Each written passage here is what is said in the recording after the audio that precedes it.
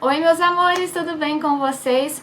Hoje nós vamos falar sobre um assunto muito importante, que é a questão do aborto. Sabemos que o Brasil está em polvorosa, em discussão do aborto por causa da ADPF 442, que é uma proposta de um certo partido que quer trazer, a legalização do aborto no Brasil. Para quem não sabe, o Brasil tem 3 aprovações de aborto, que é no caso de grave risco de morte à mãe, no caso de estupro e no caso de bebês anencéfalos. Mas a ADPF vem então trazer a proposta do aborto legal até o 3º mês de gestação, até a 12ª semana. Então, em resposta ao pedido da CNBB, a Conferência Nacional dos Bispos do Brasil, que pede que todos os leigos se mobilizem para poder então defender a vida, não permitir que o aborto seja legalizado. Para quem não viu essa nota, eu vou deixá-la aqui na caixa de descrição para você conferir. Então, nós vamos então nos mobilizar a favor da vida para que o aborto não seja legalizado no Brasil. Eu busquei então captar todos os argumentos abortistas, trazer as refutações, para que nós possamos então debater sobre esse tema. Neste vídeo especificamente, eu vou trazer os argumentos bioantropológicos, e no vídeo da semana que vem eu vou trazer os argumentos sociais, tudo aquilo que tange a parte ética, psíquica e política. Então, vou fazer em 2 vídeos para não ficar muito longo esse, mas a parte mais principal é realmente essa argumentação bioantropológica. E no final do vídeo eu vou deixar uma dica prática para você, daquilo que você pode fazer concretamente na sua cidade para poder então fazer esse pedido da CNBB acontecer. Que nós possamos então nos mobilizar para difundir a cultura da vida e não permitir com que essa lei seja aprovada, mesmo que agora ela não seja, que assim nós esperamos que ela não seja aprovada, mas sempre esse tema vai ser recorrente na nossa sociedade. Nós precisamos então também nos fortalecer naquilo que é realmente a defesa da vida. A primeira coisa que nós temos que ter em mente é que existe um interesse para que haja aprovação do aborto. Existe uma agenda mundial já programada que visa com que o aborto seja legalizado, porque a partir do aborto sendo legalizado, isso será a porta de entrada para que muitas outras formas de morte, da cultura de morte, possam ser implantadas no mundo.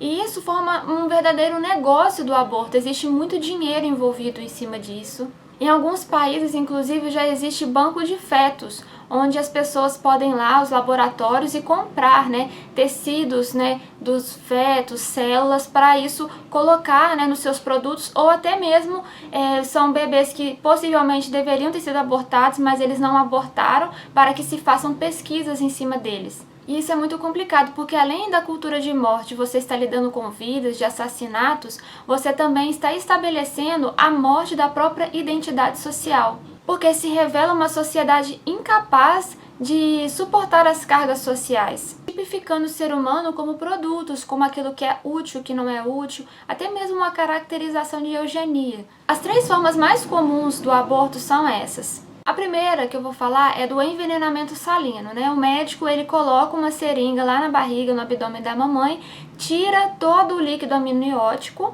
e depois coloca então uma substância salina, onde o bebê vai ingerir aquela substância, ele vai morrer por envenenamento, essa hemorragia do cérebro, desidratação, e depois de 12 horas ele então vem a falecer. E aí o médico faz então, tira o feto da barriga da mãe, e aí para conferir se ele está vivo mesmo ou não, ele então tira, ele rompe a cabeça com o tronco do corpo para poder verificar realmente que houve a morte. Outro método, que inclusive é o mais comum, é o da sucção, que o médico coloca ali na mãe tipo um aspirador muito potente, 28 vezes maior do que esse aspirador que nós temos em casa para limpeza. Ele vai sugar todo o bebê, despedaçando ali as suas partes. O crânio geralmente não vem na sucção, então o médico vai lá com uma pinça e retira depois o crânio, e depois ele joga tudo lá no balde. O terceiro método é o da curetagem, que é quando o bebê já está um pouco maior, e aí o médico então enfia como se fosse uma colher que tem uma parte mais assim afiada, e ele vai despedaçando o bebê, tirando as partes dele, vai tirando por pedaços o corpo do bebê até que ele venha a ser totalmente sacrificado. Então, quais são os argumentos abortistas mais comuns? O primeiro que eu separei aqui é assim: o feto não é um humano, mas sim uma massa de células. O que cresce no ventre da mulher não é um humano, mas um conjunto de células, um tecido fetal, uma massa de protoplasma, um apêndice da mãe que pode ser retirado. O embrião é apenas um projeto, uma possibilidade. Este tópico ele nega a viabilidade do embrião, porque fala que ele é apenas uma potencialidade de vida, e ele também nega a sua identidade orgânica e genética. Primeiramente sobre a identidade, que fala que o embrião não tem uma identidade genética porque ele é somente uma massa de células de tecido. Bom, nós sabemos que a fecundação é a união do espermatozoide com o óvulo, o ovócito secundário. Cada um tem 23 cromossomos, se junta formando um zigoto de 46 cromossomos. Essas células, elas têm justamente a metade dos cromossomos porque tem essa finalidade de formar um novo ser. Começa todo o início da embriologia, que são as clivagens, que são as mitoses, que acontece ali. Então tem lá o estágio de mórula, depois o estágio de blástula, depois tem o estágio de gástrula, na gastrulação ali já começa o intestino primitivo, já tem ali depois a parte dos folhetos embrionários, que é já cada um vai para o seu quadrado ali, para poder se desenvolver, ou seja, o zigoto, ele é o ponto de partida de todo o desenvolvimento humano.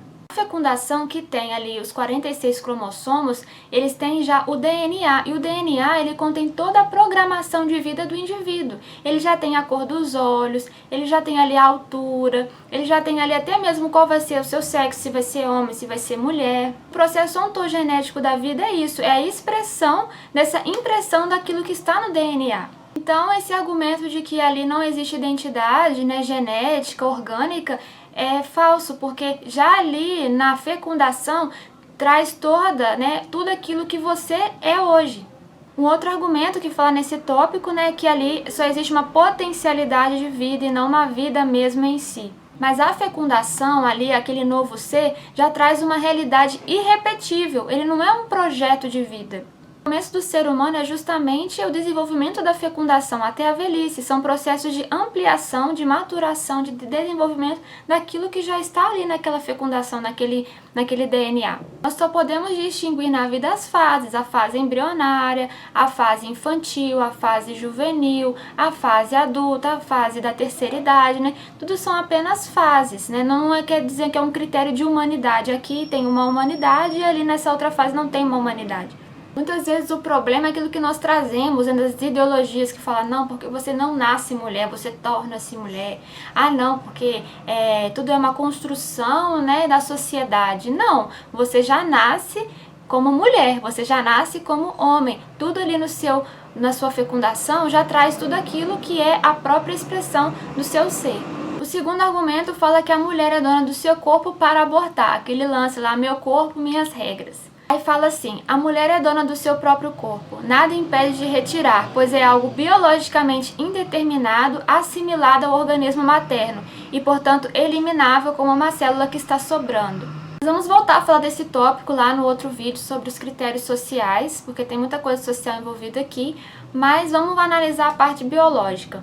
Um argumento que eles colocam aqui, dessa questão do algo biologicamente indeterminado, eles colocam as argumentações genéticas, aquela questão da mola idatiforme ou dos ovos cegos, que são realidades que acontecem a fecundação, mas de uma maneira que não vai gerar ali um novo ser distinto, uma nova vida.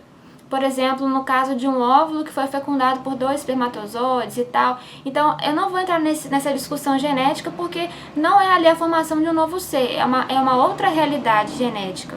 Falam que por ser algo biologicamente indeterminado, também é algo que é assimilado ao corpo materno, Então é algo que está no corpo da mulher, então ela decide o que ela quer fazer com aquilo. Só que ali já existe uma programação genética totalmente diferente da mãe, Porque teve ali a parte do espermatozoide, já é um ser distinto. Inclusive, a mãe tem que colocar em marcha mecanismos violentos imunológicos para poder não permitir a expulsão daquele novo ser. O embrião ele mostra uma energia vital no seu funcionamento para falar que ele não é um corpo estranho. Ele já manda aquela mensagem química lá, o HCG, falando: opa, cheguei, eu tô aqui, para suspender todo o ciclo menstrual, para começar ali todo o desenvolvimento ali da sua formação, já mostrando os passos da sua autonomia. No 18º dia já começa ali a formar o cérebro com as primeiras células nervosas, o coração já começa a bater no 21º dia, tem até alguns estudos que falam, hoje do 16º dia já existe ali, o coração. Interessante que muitas mães que estão dispostas a abortar, quando vão fazer o ultrassom e escuta pela primeira vez a batida do coração do seu bebê, elas ficam impressionadas, delas, porque é aí que elas se deparam realmente que não é ali só uma massa de células, existe um outro ser dentro dela. 45 dias já pode ver um pouquinho dos pés, das mãos. Se tiver mesmo ali uma ultrassom muito potente, você consegue até já começar a ver as impressões digitais, essa aí que você tem na sua identidade. Na 7ª semana já começa ali a desenvolver a glândula genital. 90 dias, né, na 12ª semana mais ou menos, até já começa a chupar o seu dedinho, de bocejar, já ali esperando o seu nascimento. Para dizer que a mulher é dona do seu corpo, também tem que constatar que é um núcleo de responsabilidade, já que o útero é o local onde inicia uma nova vida. Essa é a função do útero. E o direito de viver é uma conditio sine qua non, ou seja, é uma realidade imprescindível à nova vida, né? Esse direito de viver. Um outro argumento que eles falam é que o embrião não é humano quando carece de atividade elétrica cerebral.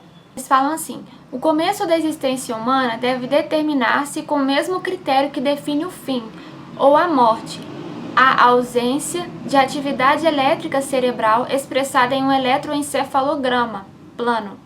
Como o embrião nos seus primeiros dias não apresenta atividade, pode ser extirpado sem reparos morais. Então eles falam assim: se para diagnosticar a morte de um indivíduo é necessário ver ali um eletroencefalograma plano, sem alteração ali da atividade elétrica cerebral. Então o início da vida é quando essa atividade cerebral acontece, porque somente com essa atividade o ser humano é capaz de ter uma conduta humana e espiritual. Isso acontece mais ou menos ali na 8ª semana, com 2 meses mais ou menos. Então quer dizer que até essa data você pode abortar. Esse argumento ele confunde a base de vida humana com a base da inteligência. Vamos avaliar aqui 2 problemas. O primeiro é que dá o caráter de ser humano àquele que tem o funcionamento do cérebro. A pessoa, por exemplo, que sofre traumatismo craniano, tem ali uma realidade que compromete o funcionamento do seu cérebro. Ela vai perder a sua dignidade ontológica, ele vai deixar de ser um ser humano. Sabemos que a dignidade ela já está ali impressa na fecundação. O desenvolvimento do cérebro ele é lento, né? A neurofisiologia já mostra que nem a criança recém-nascida ela tem ali já todo o aparato do cérebro. Existe todo aquele desenvolvimento subcortical, que são os reflexos involuntários, depois vem a parte cortical, que já são ali a parte voluntária. Esse processo do desenvolvimento do cérebro ele só vai terminar ali mais ou menos com 6, 7 anos, que é onde realmente a criança começa a ter o uso da razão. Nós não podemos avaliar como critério da existência do cérebro em perfeito estado para a realidade de dignidade humana. Outro problema é que fala, né, que como a gente vê que a morte cerebral é quando tem um eletroencefalograma plano, então quando o bebê ainda não tem esse eletroencefalograma ativo ali, com as ondas cerebrais, ele está plano, é porque não iniciou a vida. Mas aí nós temos que fazer a diferenciação do que não está funcionando, né, porque não apareceu ainda ou porque já desapareceu. Ou seja, a morte de um indivíduo ele caracteriza ali um processo irreversível, não se trata de uma fase do desenvolvimento, então ele já desapareceu. Agora, na questão embriológica, ele está numa fase de desenvolvimento, porque ainda não apareceu, mas ali já está todos os atributos para que isso possa vir, né, a ser realizado. Negar o embrião à vida é uma coisa de negar a criança, né, a humanidade, porque ela não se tornou adulta, porque são fases do desenvolvimento humano. Também não confere esse argumento. Outro argumento é que eles falam que o feto não é humano porque não tem inteligência nem personalidade.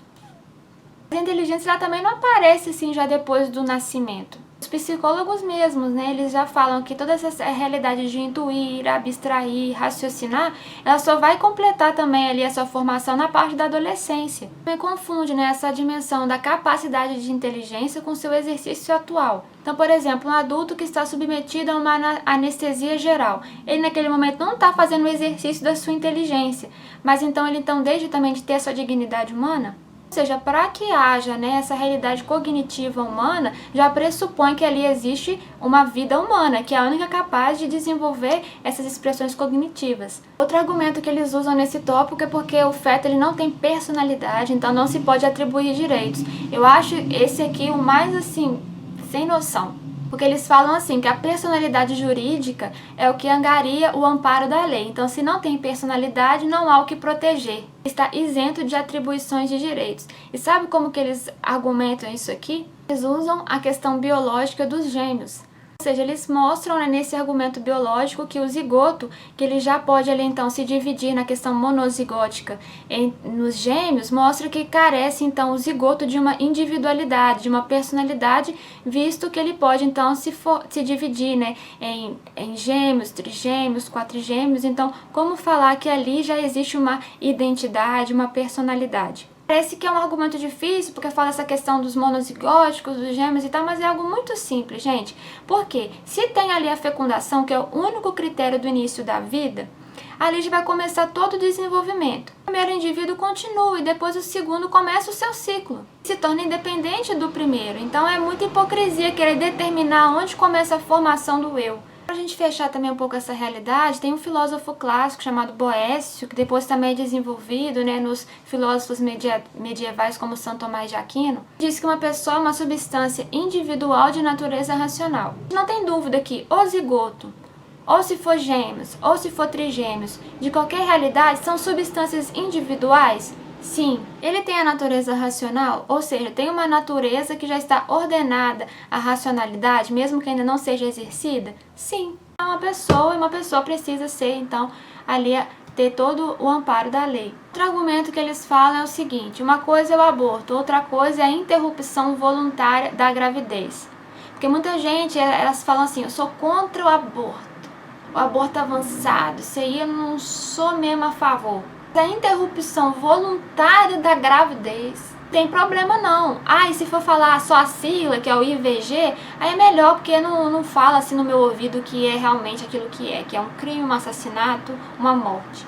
Ou seja, também já existe toda uma realidade, né, de eufemismo, de linguística, de desconstrução, para que seja mais amaciado os termos, para que você não sinta tanto. Teria também aquele aborto com uso de fármacos, com uso de remédios, e aí não tem problema, né? Inclusive, gente, a pílula do dia seguinte, ela é abortiva, tá bom? Porque a pílula do dia seguinte, ela atua no hipotálamo, né, para poder ali bloquear a ovulação, caso você não tenha ovulado.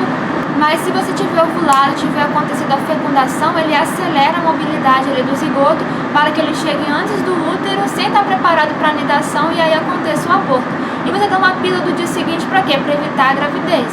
Então é óbvio que ali é um aborto, né? Uma intenção de matar. Se você já tomou, você tem que confessar. A pílula, gente, é uma bomba para a mulher, porque é só para dar trombose, hipertensão, esclerose vascular, câncer, transtornos psicológicos, enfim, é um horror. Então é isso, gente, eu queria passar para vocês hoje um pouco dessa argumentação bioantropológica, tá bom? E eu queria deixar uma dica prática para você. Você que é estudante do ensino médio, né, que pode aí ter um contato com seu professor de biologia, professor de filosofia, você que aí é uma liderança na sua paróquia, você que já está na faculdade, mesmo você ir na sua casa, reunir os amigos, faça um café debate, onde você vai juntar várias pessoas para discutir a questão do aborto. Deixe as pessoas falarem, deixe elas expressarem a sua opinião, e você também vai rebatendo com os argumentos pró-vida. E por que eu estou falando isso, gente? O Brasil vai ser pressionado para aprovar o aborto. A Irlanda já aprovou, a Argentina também já está aí com os deputados que aprovaram. Como é que foi a estratégia da Irlanda, que é um país católico, aprovar o aborto? 3 ONGs em especial fizeram mesmo uma preparação social para que a lei pudesse ser aprovada. A Amnesty International, Irish Family Planning Association e a Abortion Rights Campaign. Ou seja, 3 ONGs ali foram responsáveis para poder então já preparar a sociedade para que essa lei fosse aprovada. Nós católicos temos que fazer sim oração, rezar pelo nosso país. Então você tira aí um pouquinho das suas orações, para de rezar só para você e reza pelo seu país, reze pela nossa nação para que não seja aprovado o aborto, para que não seja aprovado mais em nenhum outro lugar do mundo. Mas nós também temos que agir na conscientização. Então, faça essa proposta de um café debate, onde vocês possam ali conversar, falar um pouco sobre isso. Se você quiser realmente planejar este encontro, você pode mandar para este e-mail aqui, falando o que você quer. Eu posso te ajudar também a como montar estruturalmente este encontro. Ali depois você pode fazer um cafezinho para eles.